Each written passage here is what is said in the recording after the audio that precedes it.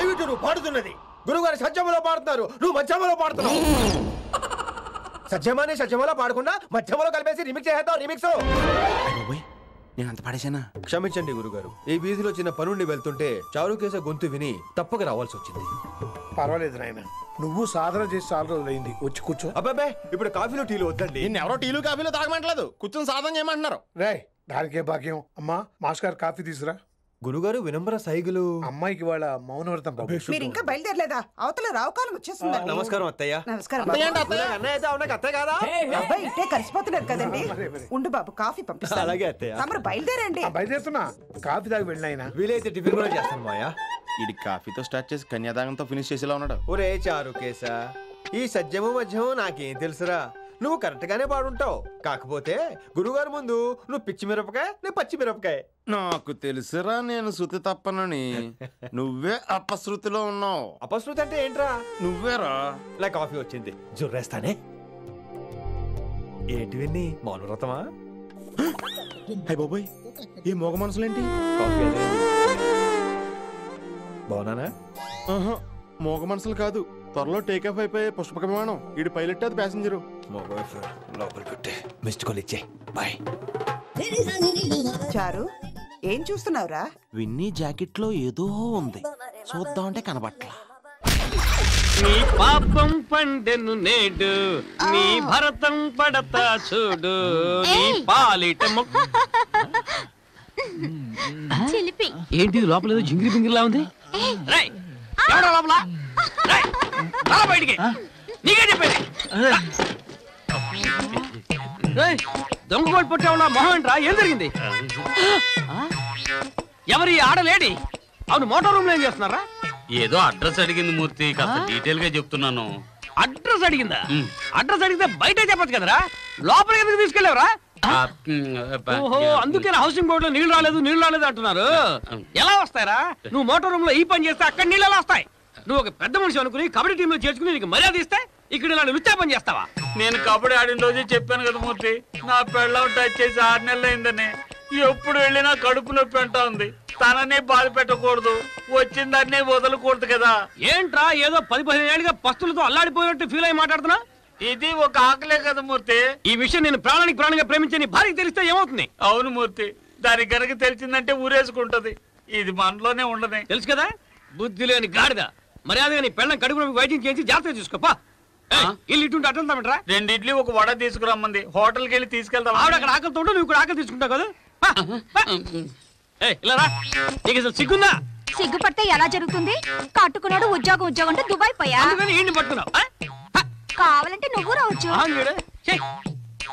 ఎవడరా అక్కడ? ముందు మోటార్ రూమ్ శుభ్రం చేయండి.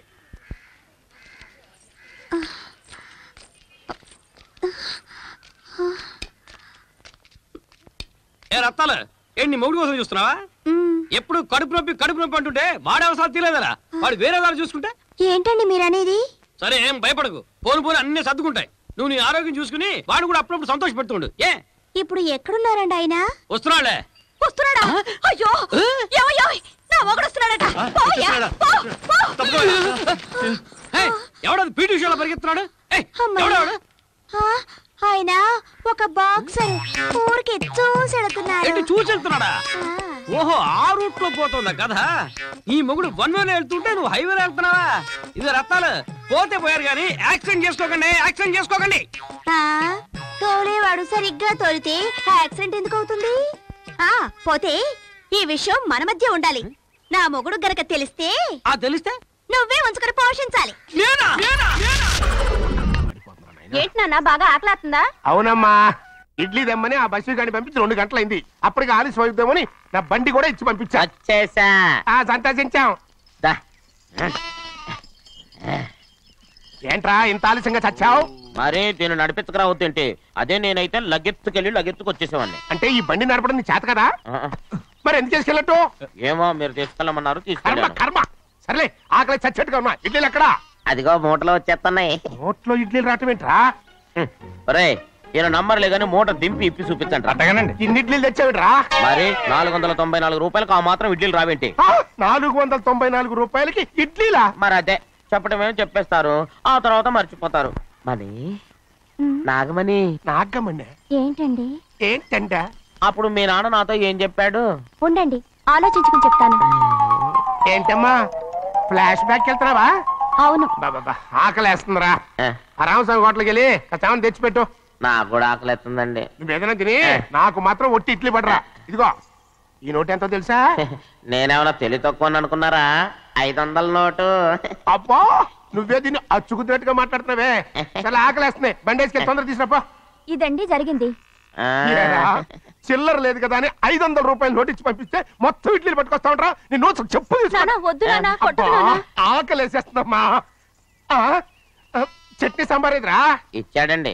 ఇది నేనే వద్దన్నానండి. ఎందుకని? మరి అదే మళ్ళీ మర్చిపోయారు. నాగమణి మీ నాన్న నాతో ఏం చెప్పాడు?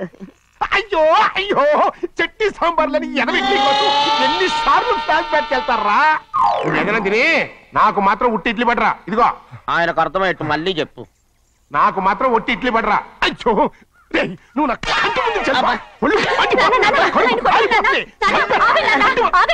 ఆయనతో పాటు నేను బయటకు వెళ్ళిపోతాను. ఎందుకంటే ఆయన నేను మీ దిక్కుమాలిన ప్రేమ కథ వినే ఓపిక ఎవ్వరికి లేదమ్మా. అయినా నువ్వు అనేదేముందిలే, అతను లేకుండా నేను బతకలేను అంటావు అంతే కదా? అయితే ఒక కండిషన్ రా. ఏంటి? నువ్వు చాలా తెలియగలవాడవని ఈ ప్రపంచానికి, నీ ముఖానికి ప్రపంచం దాకా ఎందుకు గానీ ఈ ఊళ్ళో నిరూపించుకో. నా కూతురు నీకు ఇచ్చి పెళ్లి చేస్తా. వాకే వెరీ వీచి. అయితే నువ్వు ఇంటి బయటికి వెళ్ళరా. బయటకెళ్ళా.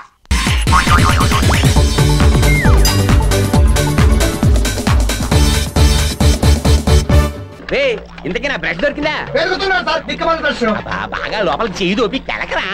సార్ నన్ను వదిలేయండి సార్. ఇంకా లోపల అంతా వెతవు కంపు పొగలో సెగలోను మొత్తం బిల్డింగ్ లో ఉన్నాడు అంతా బాత్రూమ్ లోనే ఉంటున్నారు. ఇంకెంతసేపు రా? పావు గంట ముక్కు మూసుకున్నావు అనుకో అంత అదిరు పోతాను. సార్ అంతగా కావాలంటే నా దగ్గర పాత బ్రష్ కూడా ఉన్నాయి సార్, అవి తీసుకుని నన్ను వదిలేయండి సార్. అవి ఎలాగా తీసుకుంటానుకో, కానీ అది మామూలు బ్రష్ కాదురా. అపార్ట్మెంట్ కట్టిన కొత్తలో మేస్త్రి గారి దగ్గర కొట్టేసింది అచ్చొచ్చిన బ్రష్. కావాలన్నా